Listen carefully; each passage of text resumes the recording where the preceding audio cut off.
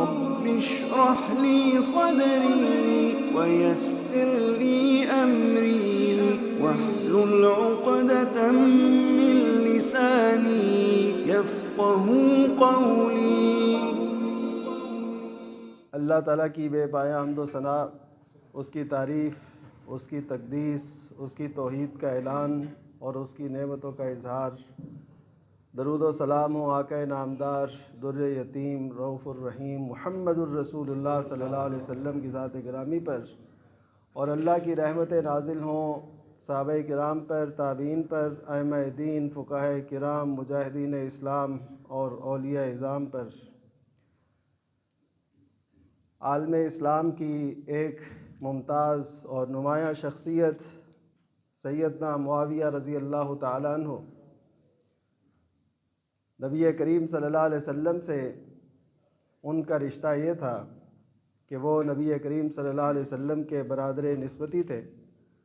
ام المومنین سیدہ ام حبیبہ رضی اللہ تعالیٰ عنہ، ان کے بھائی تھے حضرت معاویہ، اور یہ دونوں حضرت ابو سفیان رضی اللہ تعالیٰ عنہما کے بیٹی بیٹا تھے۔ تو ان کا تاریخ کے اندر ایک خاص مقام ہے، خاص حیثیت ہے۔ خاندانی اعتبار سے دیکھیں تو ظاہر ہے یہ قریش کے قبیلے سے تعلق رکھتے تھے، اور قریش کی ایک شاخ بنو امیہ کے چشم و چراغ تھے۔ تو نبی کریم صلی اللہ علیہ وسلم ہر موقع پہ کوئی بھی ایسا سلسلہ ہوتا ہے تو لوگوں کی نفسیات کے مطابق آپ فیصلہ فرماتے تھے۔ تو یہ ان کا تعلق حضرت عباس سے، حضرت ابو سفیان کا تعلق حضرت عباس سے بڑا گہرا تھا۔ حضرت ابو سفیان کے قبول اسلام کے اندر نبی کریم صلی اللہ علیہ وسلم کے چچا حضرت عباس کا بڑا گہرا کردار ہے۔ جب فتح مکہ ہوا، آپ صلی اللہ علیہ وسلم نے ایک پوری پلاننگ کے تحت مکہ کی طرف پیش قدمی فرمائی تھی کہ کوئی خون بھی نہ ہو، ان کو پتہ بھی نہ چلے، اور قافلے چاروں اطراف سے ایسے اتریں حرم شریف کے اندر، یعنی ایسے آئیں اس طرف کہ ہر طرف سے صحابہ کرام کا ایک جمع غفیر نظر آئے، تاکہ ان کے دل مرعوب ہوں اور یہ مقابلے کے لیے آ ہی نہ سکے۔ مقصد کیا تھا کہ خون ریزی نہ ہو۔ پھر نبی کریم صلی اللہ علیہ وسلم کو حضرت عباس رضی اللہ تعالیٰ عنہ نے عرض کی کہ یہ ان کے لیے نا آپ کوئی مقام، کوئی حیثیت کا اعلان کیجئے، کیونکہ یہ سردار تھے۔ آپ کو علم ہوگا کہ بدر کے بعد جو قریش مکہ کی سیادت تھی وہ ان کے سر پر تھی۔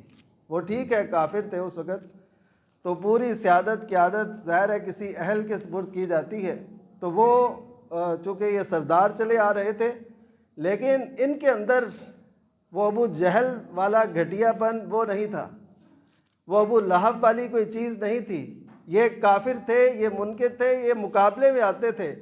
تاریخ کے اندر ان کی کوئی ایسی بات میرے علم میں نہیں ہے کہ انہوں نے نبی کریم صلی اللہ علیہ وسلم کی شان میں ایسے کہی ہو جیسے ابو جہل، ابو لہب وہ آپ کو کیسے تکالیف پہنچاتے رہے، امیہ بن خلف یا دیگر جو کفار تھے، یہ میدان کارزار میں مقابلہ تو کرتے رہے، لیکن انہوں نے کبھی یہ خفت اور ذلت اور ایسے انداز وہ اختیار نہیں کیے۔ آپ کو یاد ہوگا کہ جب یہ اپنی لخت جگر ام حبیبہ رضی اللہ تعالیٰ عنہ سے ملنے آئے، تو اس وقت وہ نبی کریم صلی اللہ علیہ وسلم کی عقد میں تھیں، آپ کی زوجہ تھیں۔ یہ مکہ سے مدینہ ان کے پاس آئے تو حضرت ام حبیبہ نے نبی کریم صلی اللہ علیہ وسلم کا مبارک بستر وہ لپیٹ دیا۔ اب یہ کہنے لگے ابو سفیان کہ یا تو میں اس بستر کے قابل نہیں ہوں، تو یا پھر یہ بستر بہت اعلیٰ ہے۔ تو وہ کہنے لگیں کہ واقعتاً ایسا ہے کہ میں نہیں یہ پسند کرتی کہ آپ میرے والد، لیکن میں یہ نہیں پسند کرتی کہ آپ رسول اللہ صلی اللہ علیہ وسلم کے مبارک بستر پر بیٹھیں۔ یہ کیا بات تھی؟ یہ حضرت ام حبیبہ رضی اللہ تعالی عنہا کی نبی کریم صلی اللہ علیہ وسلم سے سچی محبت، اور یہ سب کچھ تھا۔ تو اس کو وہی شخص محسوس کر دیتا ہے جو وفاؤں کو جانتا ہو، جس کو پتہ ہو کہ اس کی حقیقت کیا ہے، کہ ایک طرف والد ہے، وہ مہمان کے طور پہ آیا ہے، اور ایک طرف رسول اللہ صلی اللہ علیہ وسلم کا بستر ہے، وہ اس پہ بیٹھنے نہیں دے رہی، لیکن اب میں جو بتانا چاہتا ہوں بات، انہوں نے اس چیز کو فیل نہیں کیا. انہوں نے یہ نہیں کہا کہ چلو میرے ساتھ میں تمہیں لے چلوں واپس، نہیں، انہوں نے فیل نہیں کیا کیونکہ وہ عزت دار شخص تھے، ان کے اندر وہ ایسی ذلت اور ایسے وہ پہلو نہیں تھے. بہرحال نبی کریم صلی اللہ علیہ وسلم نے حضرت عباس رضی اللہ تعالیٰ عنہ کے کہنے پر فتح مکہ کے موقع پہ ایسے سمجھیں جتنی اب تک کی فتوحات تھیں اس کا خلاصہ یہ فتح مکہ میں تھا، اور اہم ترین موقع تھا. پوری دنیا اس وقت کا جزیرہ نمائے عرب وہ آنکھیں اٹھا اٹھا کے دیکھ رہا تھا کہ آخر فتح کس کے سر پہ تاج سجتا ہے. تو اس وقت حضرت نبی کریم صلی اللہ علیہ وسلم نے سیدنا ابو سفیان رضی اللہ تعالیٰ عنہ کے بارے میں یہ فرمان جاری کیا کہ اور بھی کئی فرمان ان کے ساتھ، ایک یہ بھی تھا من دخل دار ابی سفیان فہو آمن، کہ جو کوئی ابو سفیان کی حویلی میں داخل ہو جائے گا اس کو بھی امن حاصل ہے. یہ آپ نے فرمان جو حرم کی حیثیت تھی اس کے بارے میں بھی فرمایا، یہی فرمان آپ نے ابو سفیان کی حویلی کے متعلق بھی فرمایا. یہ کیا تھا؟ نبی کریم صلی اللہ علیہ وسلم ان کو عزت اور مقام دینا چاہتے تھے کیونکہ وہ سردار چلے آ رہے تھے.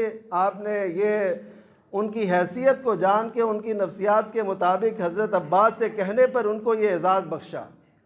تو اب کیا ہوا، یہ حضرت ابو سفیان رضی اللہ تعالیٰ عنہ، حضرت معاویہ رضی اللہ تعالیٰ عنہ، ان کے ایک بھائی یزید بن ابی سفیان. ایک بات یاد رکھیے، عموماً لوگوں کو غلط فہمی ہوتی ہے، وہ یزید بن ابی سفیان اور یزید بن معاویہ ان دونوں کو ایک سمجھتے ہیں، ایسے نہیں ہے. حضرت ابو سفیان کے بیٹے یزید بن ابی سفیان ہیں، وہ بہت بڑے سالار رہے اور وہ صحابی تھے اور انہوں نے فتوحات میں بڑا حصہ لیا. انہی کی وفات کے بعد سیدنا عمر بن خطاب رضی اللہ تعالیٰ عنہ نے ان کے بھائی حضرت معاویہ رضی اللہ تعالیٰ عنہ کو شام کا گورنر مقرر کیا تھا.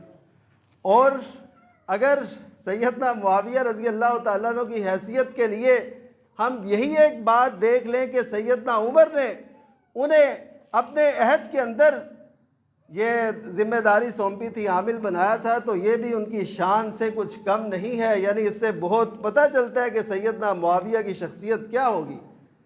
سیدنا عمر رضی اللہ تعالیٰ عنہ ایسے دور اندیش تھے اور ایسی فہم و فراست اللہ تعالیٰ نے انہیں دی ہوئی تھی کہ انہوں نے حضرت یزید بن ابی سفیان رضی اللہ تعالیٰ عنہ کے بعد ان کے بھائی معاویہ بن ابی سفیان رضی اللہ تعالیٰ عنہ کو وہ ذمہ داری سونپی. اور پھر یہ 20 سال تک، جب تک یہ امیر نہیں بنے، جب تک یہ حکمران نہیں بنے، اس سے پہلے 20 سال تک پورے شام کے وہ نگران رہے، نگرانی کرتے رہے. دمشق اس میں شامل تھا، یہ پورے علاقے جو یہ آج کل اردن، فلسطین اور یہ سب علاقے یہ اس میں شامل تھے. اس کے بعد پھر 20 سال سیدنا معاویہ رضی اللہ تعالیٰ عنہ پوری مملکت اسلامیہ کے حکمران رہے اور فتوحات کے ایسے دروازے کھلے جو اس سے پہلے نہیں تھے.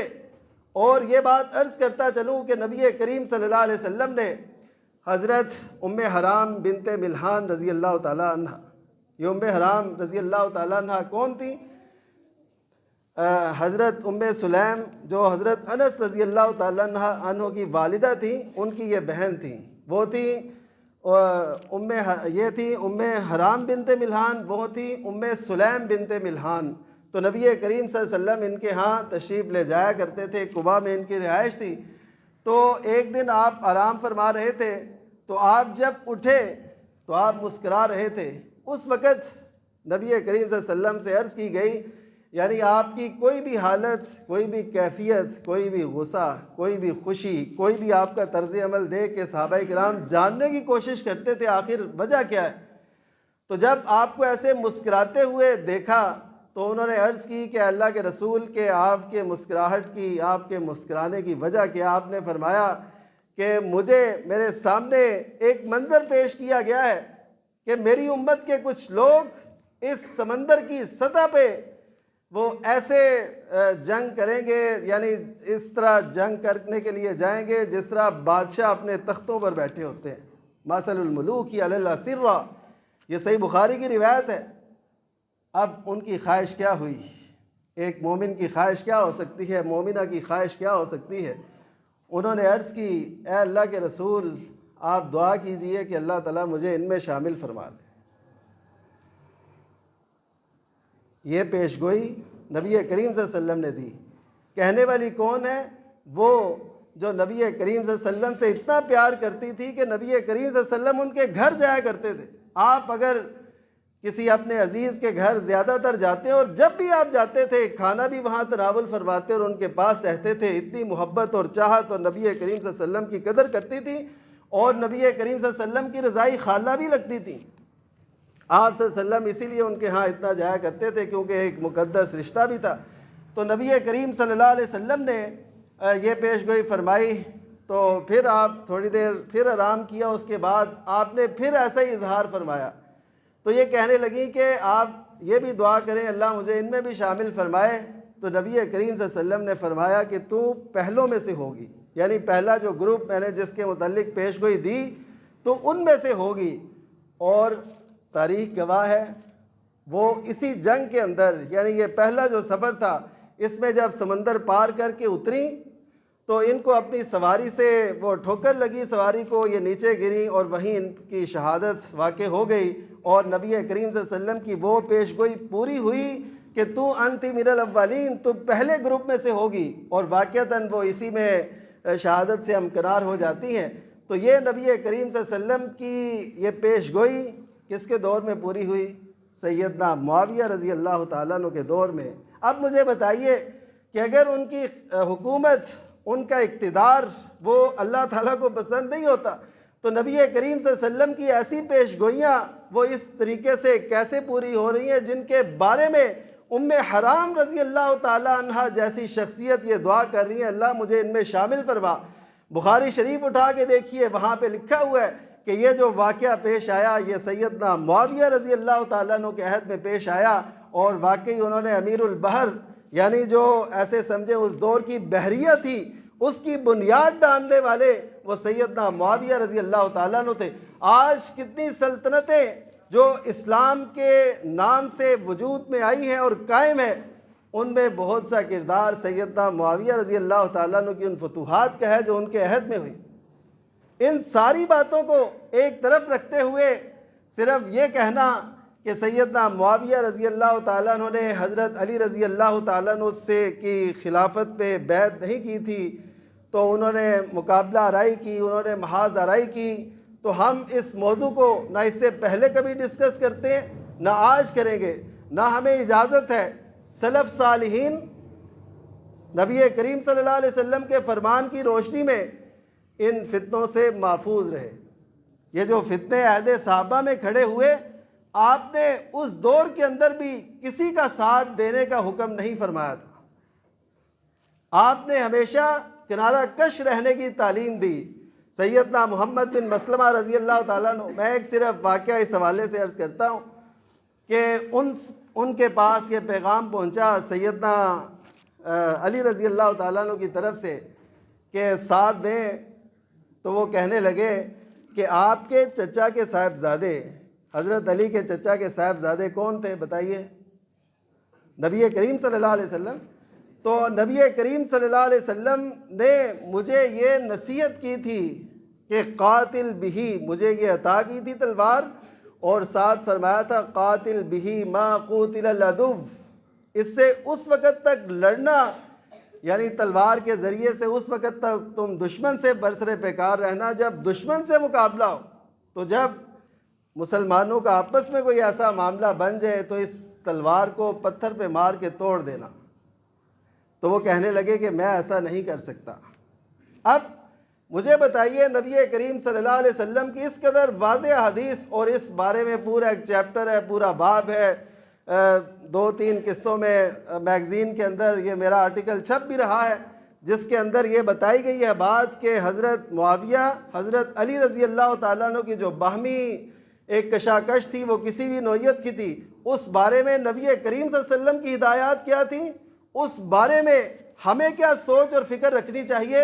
امام جعفر صادق رحمہ اللہ، جن کی وجہ سے فقہ جعفریہ ہے، ان سے بھی یہ بات پوچھی گئی کہ آپ کیا کہتے ہیں؟ وہ کہنے لگے کہ میں تو وہی بات کہتا ہوں کہ جو اللہ تعالیٰ نے قرآن مجید میں بیان فرمائی ہے کہ علمھا عند ربی، لا یضل ربی ولا ینسا، کہ اس کا علم میرے رب کے ہاں ہے، وہ رب نہ بھٹکتا ہے نہ وہ بھولتا ہے، جو کچھ ہے وہ اس کے علم میں ہے، میں اس کے بارے میں حکم نہیں لگا سکتا۔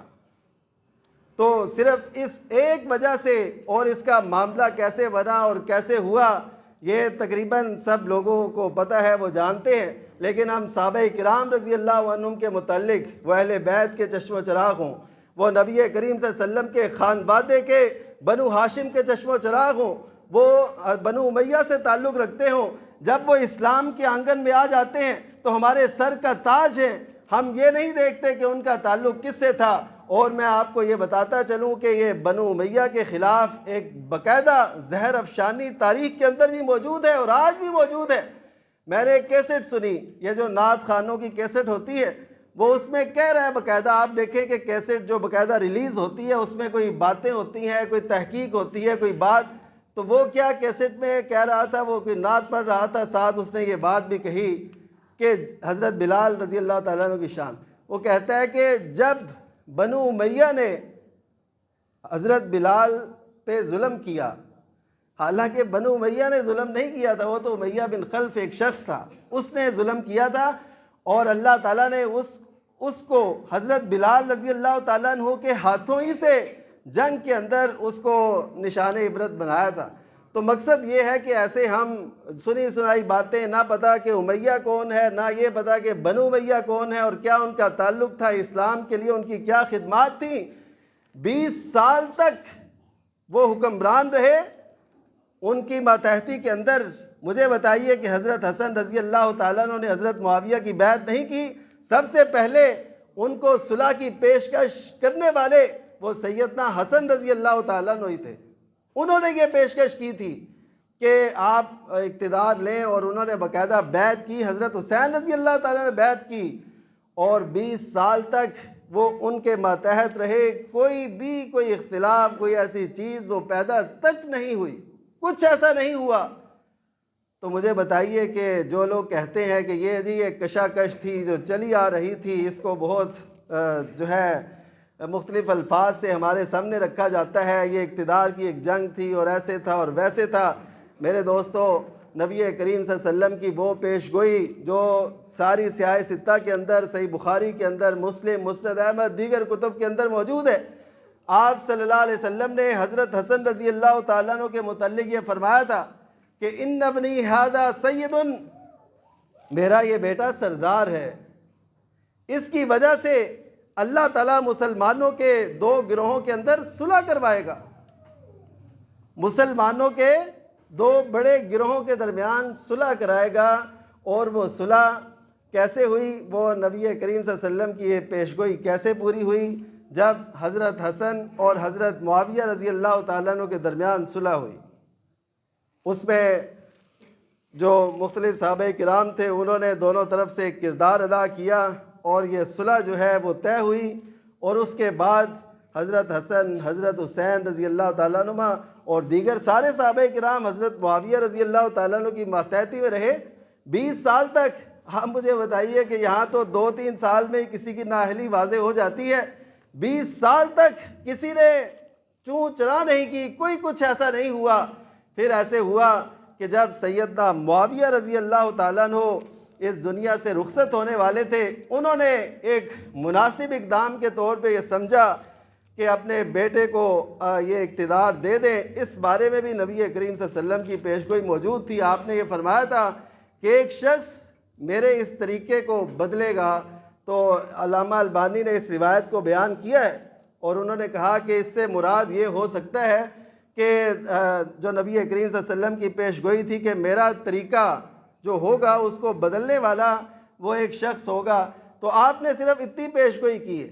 اب اس کے بارے میں پھر مزید آگے بات بڑھاتے چلے جانا، ان کو تبرہ کا نشانہ بنانا، ان کو ایسے ڈسکس کرنا جیسے آج کے کسی لیڈر کو اپنے مذہبی یا سیاسی لیڈر کی مخالفت میں یا اس کے حق میں گواہیاں دی جاتی ہیں، ایسے کرنا یہ صحابہ کرام کی شان کے خلاف ہے، اور اس کی وجہ سے ہمارے دین کے اندر ایک رخنہ پیدا ہوتا ہے۔ میں نہیں کہتا، امام اوزائی کی عبارت جو ہے وہ کتابوں کے اندر موجود ہے، وہ کہتے ہیں کہ حضرت معاویہ رضی اللہ تعالیٰ عنہ تمام صحابہ کرام کے سامنے ایک بند دروازہ ہیں۔ اس بات کو سمجھیے گا، جو کوئی اس دروازے کو توڑنے کی کوشش کرتا ہے تو وہ باقی صحابہ کرام پر بھی جری ہو جاتا ہے، اس کے جو بندھن ہیں وہ کھل جاتے ہیں، اس کو جو صحابہ کرام کا منصب اور حیثیت ہے وہ سب بھول جاتی ہے، وہ پھر اس پہ اعتراض کرنا شروع کر دیتا ہے، پھر اس سے آگے بڑھ کے اس سے آگے پھر اور صحابہ پہ اعتراض کرنا شروع کر دیتا ہے۔ تو اس دروازے کو ہمیشہ آپ نے بند رکھنا ہے۔ میں یہ اس لیے کہتا ہوں کہ سیدنا معاویہ رضی اللہ تعالیٰ عنہ اپنے دور کے حکمران ہیں، ان کی حیثیت دیکھیے کیا ہے۔ انہوں نے ایک دفعہ، صحیح بخاری کی روایت ہے، اپنے مدینہ کے اندر کسی اپنے پہرے دار حرسی کے ہاتھ میں بالوں کا ایک گچھا دیکھا، وگ، نقلی بال، تو نبی کریم صلی اللہ علیہ وسلم نے اس سے منع فرمایا تھا، آپ نے اس کی اجازت نہیں دی۔ حتیٰ کہ خاتون آئی، اس نے کہا کہ میری بیٹی اس کی شادی ہونی ہے تو آپ اجازت دیجئے کہ یہ نقلی بال لگوا لے۔ صحیح مسلم کی روایت ہے، آپ نے اس کی اجازت نہیں دی۔ تو آج دیکھیے ہم کیا کر رہے ہیں، ہمارا ماحول، ہمارا معاشرہ اور ہماری سیاست، ہمارا مذہب، وہ کیا کچھ ہمیں کروا رہا ہے اور کیا کچھ ہم کر رہے ہیں۔ سیدنا معاویہ جیسے حکمران نے اپنے عہد کے اندر صرف ایک دفعہ کسی کے ہاں یہ گچھا دیکھا بالوں کا تو کہنے لگے، اَیْنَ عُلَمَاؤُکُمْ یا اہل المدینہ، اہل مدینہ تمہارے علماء کہاں ہیں؟ میں وہ چیز اس شہر کے اندر دیکھ رہا ہوں جس سے آقا نامدار محمد الرسول اللہ صلی اللہ علیہ وسلم نے منع فرمایا ہے۔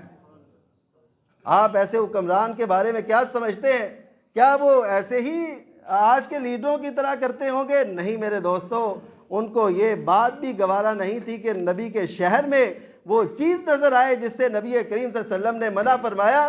اور آپ نے حضرت معاویہ نے ساتھ یہ بھی بیان کیا کہ نبی کریم صلی اللہ علیہ وسلم سے میں نے خود سنا تھا، آپ نے فرمایا کہ یہی فتنہ بنی اسرائیل کی ہلاکت کا باعث بنا۔ مطلب کیا تھا کہ امت مسلمہ ایسے فتنوں سے بچ جائے۔ آج وہ لوگ جو سارے ایسے کاموں میں ملوث ہیں اور ذرا بھی سوچ اور بچار نہیں رکھتے کہ ہمیں شریعت کیا حکم دیتی ہے، وہ یہ دیکھتے ہیں معاشرہ کیا کہتا ہے، ہمیں دکھایا کیا جاتا ہے پکچر پہ، ہمیں میڈیا پر کیا دکھایا جاتا ہے، ہم نے تو وہ بننا ہے، وہ بنانا ہے۔ وہ کہیں عورتوں کو کہ تم اپنی شلواریں اوپر کر لو ٹخنوں سے تو اس کے لیے بھی تیار ہیں، وہ کہیں تم پجامے کھلے سلواؤ اس کے لیے بھی تیار ہیں، وہ ٹائٹس پہنائیں اس کے لیے بھی تیار ہے۔ یہ ہمارے معاشرے کی صورتحال ہے، اور باتیں کرتے ہیں اس ہستی کے بارے میں جس کے متعلق نبی کریم صلی اللہ علیہ وسلم کی یہ پیشگوئیاں بھی موجود ہیں، اور ان کی فضیلت اور حیثیت یہ ہے کہ اپنے عہد حکومت کے اندر وہ ایک چھوٹی سی نافرمانی بھی نبی کریم صلی اللہ علیہ وسلم کی دیکھنا برداشت نہیں کر رہے۔ اسی طرح ان کے اگر شرعی احکام کے حوالے سے جو ان کی بحث ہے وہ دیکھیں تو بڑی شاندار ہے۔ سیدنا ابن عباس رضی اللہ تعالیٰ عنہ ایک دن ان کے ساتھ حج کر رہے تھے۔ آپ مجھے بتائیے کہ ایسا ہو سکتا ہے کہ آپ کا کوئی مخالف ہو؟ حضرت ابن عباس آپ جانتے ہیں بنو ہاشم کے چشم و چراغ ہیں، یہ وہ ہستی ہے جن کو اللہ تعالیٰ نے قرآن کا وافر علم نصیب فرمایا تھا، اور سیدنا عمر بن خطاب رضی اللہ تعالیٰ عنہ ان کو بہت حیثیت دیتے تھے۔ یہ حضرت معاویہ رضی اللہ تعالیٰ عنہ کے ساتھ حج کر رہے تھے۔ مجھے بتائیے آج اگر آپ کے حکمران کے ساتھ کوئی جا کے بیت اللہ کا حج کرتا ہے، آپ کی نگاہ میں اس کی کیا حیثیت ہوگی کہ یہ اس حکمران کا بڑا قریبی ہے؟ وہ ایسے ان کے ساتھ حج کر رہے تھے۔ اب کیا ہوا، یہ صحیح مسلم کی روایت ہے، انہوں نے حج کرتے ہوئے جو حرم ہے، کعبۃ اللہ ہے، اس کے ان رکنوں کو بھی ہاتھ لگایا جن کا حکم نبی کریم صلی اللہ علیہ وسلم نے نہیں فرمایا، یعنی ان کے کناروں کو ہاتھ لگایا حضرت معاویہ نے۔ تو حضرت ابن عباس کہنے لگے کہ آپ نے یہ کیا کیا ہے؟ وہ کہنے لگے کہ کعبہ تو سارا ہی بڑی فضیلت کا حامل ہے، جہاں بھی اس کا ہاتھ لگ جائے، یہاں لگے یا وہاں لگے۔ حضرت ابن عباس رضی اللہ تعالیٰ عنہ نے بڑی پیاری بات سمجھائی اور اسی کو دین کی بنیاد بنائیے، یہ سمجھیے۔ انہوں نے کہا کہ اصل بات یہ ہے کہ نبی کریم صلی اللہ علیہ وسلم نے جس رکن کو آپ نے ہاتھ لگایا ہے، چھوا ہے، مس کیا ہے، وہی ہم نے کرنا ہے۔ اور جس کو ہاتھ نہیں لگایا وہ ہم نے نہیں لگانا۔ تو سیدنا معاویہ وہ وقت کے حکمران بھی ہیں، وہ کیا کہتے ہیں؟ صدقتا، آپ نے سچی بات کہی ہے، باقی یہی دین ہے۔ یعنی انہوں نے بات سمجھائی، انہوں نے اس کو قبول کیا، ان کی تصدیق کی، تو پتہ یہ چلتا ہے کہ وہ دین سے سچی محبت رکھنے والے تھے۔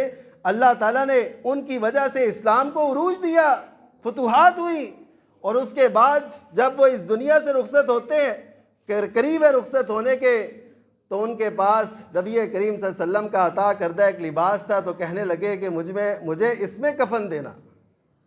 یہ فضیلتیں، یہ شان اور یہ رفتیں ایسے نہیں مل جاتی، اس کے لیے وہ ایک قربانیاں تھیں جو ان کے ساتھ تھیں اور انہوں نے پیش کی اور اسلام کے لیے۔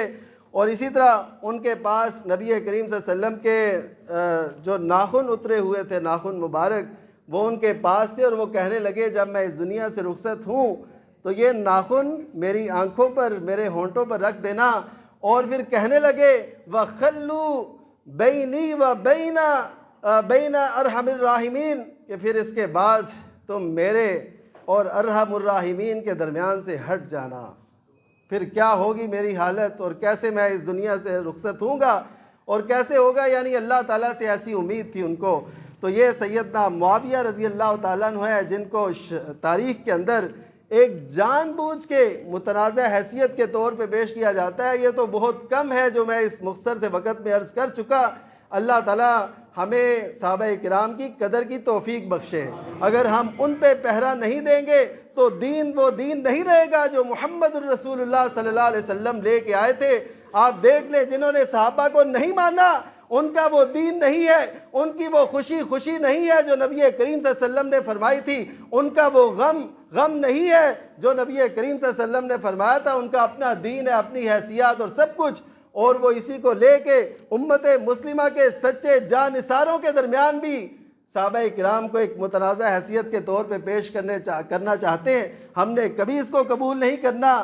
ہم نے یہ سمجھنا ہے کہ صحابہ ہماری آنکھوں کے تارے ہیں، وہ اہل بیت سے تعلق رکھتے ہوں، وہ بنو امیہ سے تعلق رکھتے ہوں، جب وہ صحابی ہو گئے، جب ان کو اسلام کی حالت میں نبی کریم صلی اللہ علیہ وسلم کا عظیم دیدار نصیب ہو گیا، دنیا جہان کی سعادتیں اس حیثیت پر، اس سعادت پر قربان کی جا سکتی ہیں۔ اللہ ہمیں یہ شعور نصیب فرمائے۔ وآخر دعوانا الحمدللہ رب العالمین۔ رب اشرح لي صدري ويسر لي أمري واحلل عقدة من لساني يفقه قولي